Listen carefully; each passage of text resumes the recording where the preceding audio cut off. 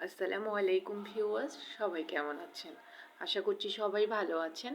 তো ভিউয়ার্স, যিনি বা যেখান থেকে আমার ভিডিওটি দেখছেন, সবাইকে অনেক ধন্যবাদ ভিডিওটি দেখার জন্য। তো ভিউয়ার্স, আমি এখানে মাছ ভেজে নিচ্ছি।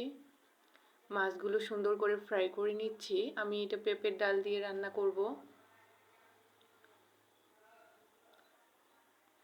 আগে মাছটা ভেজে নিচ্ছি। মাছটা ভাজা হয়ে গেলে আমি এটা পেঁপের ডালের মধ্যে ছেড়ে দেব। সাথেই থাকেন ভিউয়ার্স। তো ভিউয়ার্স, মাছ ভাজা আমার হয়ে গেছে, আর এইদিকে পেঁপের ডালটাও আমি আরেকটা চুলায় বসিয়ে দিয়েছিলাম। এটাও অলরেডি হয়ে গেছে। এখন আমি এখানে মাছগুলি অ্যাড করতেছি।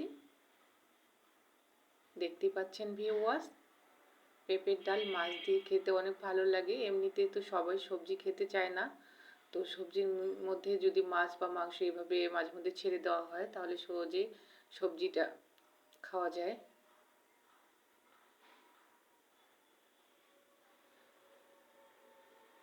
মাছগুলি অ্যাড করতেছি। তো ভিউয়ার্স, ভিডিও ভালো লাগলে অবশ্যই লাইক, কমেন্ট আর একটু শেয়ার করে পাশে থাকবেন। আমি একটু অসুস্থতাজনিত কারণে ঠিকমতো ভিডিও ছাড়তে পারতেছি না। সবাই দোয়া করবেন আমার জন্য।